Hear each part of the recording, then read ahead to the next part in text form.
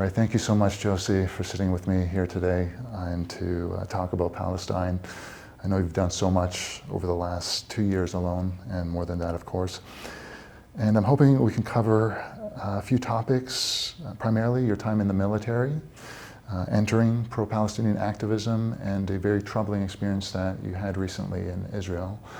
But to get started, I'm wondering if you can share how you first decided to get involved in the American military. Yeah, well, thank you for having me, Paul. It's a beautiful country to be here in Istanbul. I joined the military when I was 18 years old. I came from a very impoverished family. I grew up with a father who we lived off of veteran disability. So I don't know if you're familiar with how this works in America, but when you become a disabled veteran, you collect a check monthly. And it wasn't really enough to survive. And so once I turned 18, I really didn't have a whole lot of options. So I chose the military. In America, we call this the economic draft. It's just satire for recognizing the fact that America, sort of uses people who live in poverty to join the military. And so this is when I joined, 2006, and I became a combat medic. Mm-hmm. And you were also serving as an intelligence officer, yes, in the post 9/11 years. I'm wondering if you can speak to that and perhaps describe what the environment or the culture was within the American military at that time. Yeah, well, I'll rewind back to when I joined in 2006. Looking back now, I can recognize often during training how the military programs us as young teenagers to have such a bias and a disdain for people in the Middle East. For example, during training, our simulations, our urban operations, everything that we're doing is focused on people in the Middle East that wear traditional clothing, speak the Arab language. Oftentimes there are speakers with the Arab language playing in these simulations, and even targeting, our targets are of people who are male Arabs in the traditional clothing. And this is all what I'm recognizing is to program us to be able to deploy to the Middle East and be truly convinced that the people that we're seeing in these areas are terrorists or are the enemy, if you will, because now we're trained to believe this. And coming into the military at 18 years old, not really knowing anything about the Middle East, everything that I'm being told by my government and this institution, I'm trusting, because, the military in America is held to such a high standard. You are almost put on a pedestal once you join. And so I really didn't have any reason not to trust these institutions. But after about 8 or 9 years as a combat medic, I got a college degree and became an intelligence officer in 2013. And from here, I worked for several agencies, DIA, ODNI, and I was at NSA for almost 5 years. And there were several assignments that I had that involved the Middle East. The first being in 2017, where I did a habeas corpus writ contract for the detainees in Guantanamo Bay. And this was the first time that I really had experienced what my government was capable of doing when it came to how they treated detainees and human beings, really. It was my first experience viewing the inhumane treatment that my government was capable of. And while you were in the military, and this was sort of, if this is the right word, normalized, yes, what were you perceiving the outside world, where there was demonstrations against the invasions of Middle Eastern countries? How were you seeing that at that time? Well, honestly, during the invasion of Iraq and then, of course, Afghanistan, it was all of these protests were so censored, especially being in the military. I didn't even know that there was such a large dissent towards invading Iraq until most recently, becoming an activist because of the genocide in Palestine. I've met people who protested during this time as well, and veteran organizations who were created during this time, actually.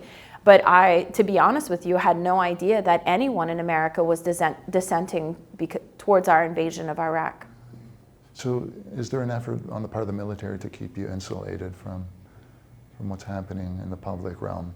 Right. I think there's not only an effort within the military and our government institutions, but it's an effort by the media, by our executive branch, legislative branch. I mean, even local state governments. I think every institution at this point has a level of corruption that keeps us censored to the truth and reality of what's actually happening. Right. Looking back, do you feel that during your time in the military, the military itself was mostly invested in maintaining American dominance, perhaps informed by a racist or even colonial outlook, rather than protecting America itself? Yeah, I think there are a few factors that I consider when thinking about our invasion of the Middle East, more specifically. And of course, there's Israel. Learning about how much Israel was involved in convincing our our legislative branch, if you will, to go to Iraq because of weapons of mass destruction really shocked me. I don't think that most Americans understand how much influence Israel had over our American government to invade Iraq. He came and testified in our Congress, Benjamin Netanyahu came and testified in our Congress saying that he was 100% sure that there was weapons of mass destruction inside of Iraq, which we all know now that was a complete lie. And so there's this factor that I'm witnessing that as we maneuver inside of the Middle East, I'm noticing that a lot of it has to do with the fact that Israel is the influencer over this. And then there's also the military-industrial complex, which is something that I'm learning more about. I work for Eisenhower Media Network, and President Eisenhower was someone who brought this to the forefront and said, if we continue down this path, our economic stability will be placed on the military-industrial complex. And we're witnessing this right now. And Representative Thomas Massie just recently made a statement about how we're pulling out of the war in Eastern Europe, but now starting to invest in a greater war in the Middle East again. And this is because there's an expectation of how much investment and spending we will have in America on weapons, on manufacturing weapons, on selling weapons, on using weapons, because this has become such a life cycle, implanted as a life cycle of our economy, that without this now, there would be an economic devastation. And so I think there are two factors in play here: imperialism, of course, a land grab by Israel in the Middle East. Anytime there's stability with a country in the Middle East that does not recognize Israel, then Israel tends to implement some sort of influence to destabilize the country, crash it economically, bring it back into impoverished conditions so that they don't have any influence. And so I think the factors here that I'm recognizing is there's twofold at play: the Israeli influence in the Middle East, and then also our military-industrial complex. Perhaps you can link what your awakening was in terms of the American military not being what it says that it is, and your entering in earnest pro-Palestinian activism that you do so well today. Yes. I come from a Republican background. In 2016, I was a supporter of Trump. My entire family was a supporter of Trump, over Hillary Clinton, of course. And as a Republican, one of the pillars that people do support and why they vote Republican is because of the defense budget. And so for my entire life, I always believed that it was necessary to have this defense budget, and this is why I always voted towards the right side of the aisle. I've noticed now that the reason we have this defense budget is not because we need to actually defend our borders. It's for us to be able to wage wars in other countries.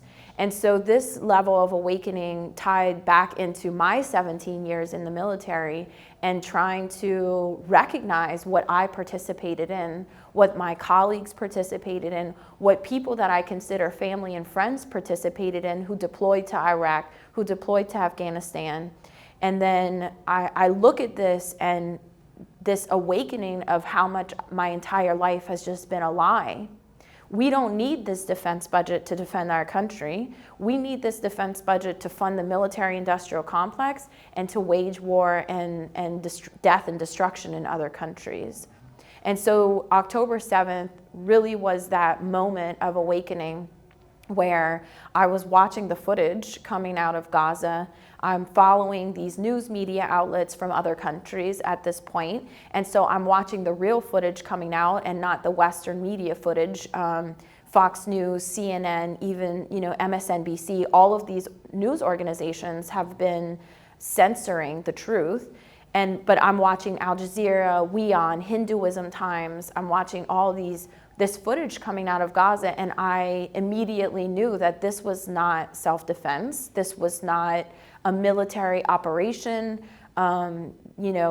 I know that Israel has the best weapon systems. They have the ability to use precision guiding weapons. They can do urban operations. This is what we are trained to do in the military, where you go in with a team, take out a commander or a military operative, and then move out. None of this was happening.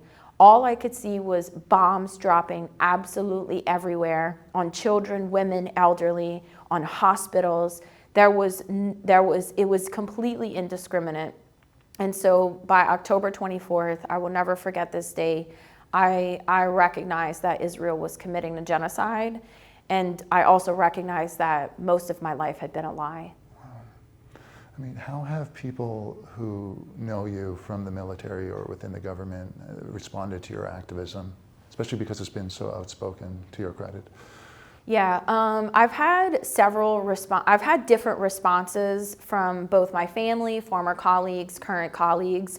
There's one side where I think people are so hesitant to accept the truth because of the amount of guilt, shame, and processing that has to take place. You imagine a soldier who's deployed to Iraq 2, maybe even 3 times, who's participated in war crimes, realistically is what happened, and now they have to internalize and accept that what they did was to innocent people.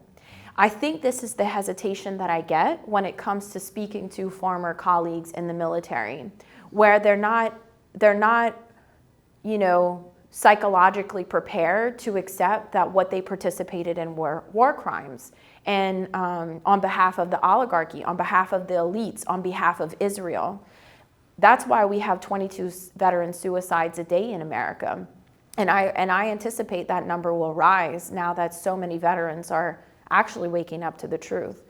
But I think that I continue conversations with these people. I don't want to push the issue so far to where they do end up, thinking about having suicidal ideations or self-harm. But I do continue having conversations with these people. And also offering support, because I'm internalizing what I participated in as well. I mobilized for Operation Enduring Freedom, and so there were missions that I participated in as well that I look back on and think, I think that those people may have been innocent. But we were told that they were guilty of participating in some terrorist organization. But I'm being accused of the same thing. So now I look back and think, were they actually guilty of something, or were they just dissenting against Israel and so therefore were categorized as a terrorist? And then there's the other side of the aisle that have come to this awakening as well as I have, and are wondering, what is our country doing?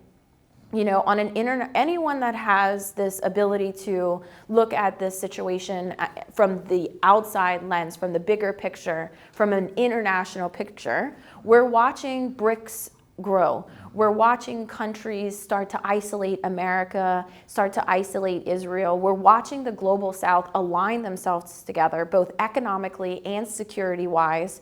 And what does that mean for my country? What does that mean for my children? What does that mean for my children's children in the future when we become such an isolated country that we fall as a global power? Because that's ultimately what's happening. The American empire is falling. And it's because we are providing this unwavering support towards Israel to expand and take over the resources and the land in the Middle East and control the Middle East, if you will. And so I do have colleagues that are even active duty now, or just recently got out of the military, friends who are really concerned about the direction that our government is going. There's a significant gap happening even on the Republican side because Trump campaigned that we would not participate in war.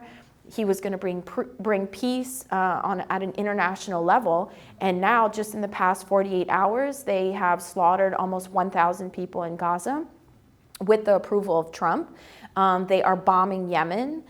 You know, they are talking about resuming aid to Ukraine. So all of these campaign promises that were made are, you know, not being fulfilled. And so, of course, there's a level of dissent happening even in the Republican Party. Absolutely. I mean, how do you feel that veterans who are against war, veterans who are against Israeli aggression, criminality against Palestine, perhaps are uniquely positioned to do something activist-wise that perhaps segments of the other activist community may not be? Yeah, I think as veterans, we have an interesting perspective because we were in what I've learned this term, the belly of the beast. We actually functioned in the war machine. We were a part of the machine of the American government that you know, goes into these places in the Middle East, in Eastern Ukraine. We know Ukraine is a proxy war, of course. We were a part of this machine. And so we come from a place of having that actual experience of being someone who, in a way, at this time, was complicit in this war machine. And now we're realizing what we participated in, whether directly or indirectly, and we're speaking out against that, recognizing that it was wrong, recognizing that we cannot sustain our country by continuing to wage wars for almost 4 or 5 decades now in the Middle East, that it's not sustainable for our future, it's not sustainable for our children, and so for our economic future, our national security. And so for us, I think, you know, it's so important that we use our voices because it's hard for the propaganda from the other side, from the enemy, if you will, to say that we're lying or to say that we don't know what we're talking about, because we know exactly what we're talking about. We literally participated in this. Mm-hmm. And recently you had quite a troubling experience, if I can say, in Israel. I'm wondering if you can speak to that and describe what happened. Yes. So several months ago, I decided to do a Christian pilgrimage into Israel, into the West Bank and occupied Israel. I no longer recognize Israel as a sovereign state. And I flew into Jordan, and then I was going to cross directly from Jordan into the West Bank. And I didn't realize, I was told that the Israeli occupation has a very difficult immigration and customs process, but I don't think I realized exactly what I was walking into. Upon exiting Jordan and going to enter into the West Bank, there's about a mile of electric fences, individuals with AR weapons, at least 3 checkpoints that your vehicle has to go through, where they're looking in your vehicle, checking your passport. And so you get through this this area, and then you finally get to the customs and borders where you're going to present your passport and explain what you're going to do inside of occupied Israel and Palestine. And so I make it finally to here, and I have my itinerary, my list of holy sites that I want to visit, and I present my passport, I present my itinerary, which has the hotels I'm going to stay at, everywhere I'm going to be. And he asked me, he says, so what are you doing here? And I present this. I said, well, basically, I'm coming on my Christian pilgrimage. And he looked up at me and he said, basically? And I said, yes. And for some reason, this word just threw him off. And so I get escorted to sit in an area and wait to be basically ask more questions. So during the next hour or two, I have 2 or 3 more people come ask me questions. What does it mean to be a Christian? What does it mean to visit the holy sites? And as someone who is born and raised a devout Catholic, currently practicing Catholic, of course these are easy questions for me to answer. And so I answer the questions, but I guess they are still not convinced. And so now they're going to detain me and interrogate me. So they take me to another area of this building, and meanwhile there are no Palestinians here. Palestinian police, Palestinian authority, everything is controlled and operated by the Israeli occupation. And this is me trying to enter into Palestine. So I'm trying to enter into Palestine from the Jordan border, but everyone that I'm coming into contact with is the Israeli occupation, the Israeli government. And so and it's important to mention this because this is what an apartheid state is. There's no influence by Palestinians to be able to accept me into their country. It's all reliant on the approval or disapproval of the Israeli government. The Palestinians have no say-so if I could come into their country or not. So I go into this interrogation, and she starts asking me questions about my job. Of course, I tell her I was in the military. I'm not working right now. And then she asked what I did in the military, and I told her I was an intelligence officer. And she starts asking me about my assignments. And the questions got so detailed, I finally looked at her and I said, with all due respect, you should understand that I cannot answer these questions. You are forcing me to commit espionage against my country. You can't ask me details about my assignments inside of the NSA, inside of DIA. You can't ask me these questions. And because we're supposed to be allies, why would you be asking me to commit espionage against my country? And I had to say this 4 or 5 times to a point where we almost got into this sort of like conflict about what I was going to answer and what I wasn't. Then she wanted to go through my phone. And of course, I'm against this because for, the past 11, 12 years, I've been an intelligence officer. Of course, I have colleagues, friends who are in my phone contacts, people I'm having conversations with that are in the intelligence community. I can't give my phone to this foreign government who will, of course, download everything that's in my phone. And I tell her this, I said, I cannot give you this phone. Given my background, this is something that I'm not comfortable doing. And so she said, okay, well, I want you to open up your contacts and type in the area code 972. And so I did this, and I had 2 contacts that had the area code 972.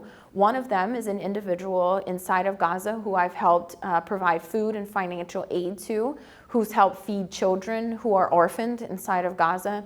And then the other one was a doctor that I've met. I honestly didn't even remember who this person was that I've met just through this movement. But and this was enough for her to think that I was pro-Palestinian, that I didn't support Israel. And so I explained to her what I just did, that I, help raise money for these people, etc.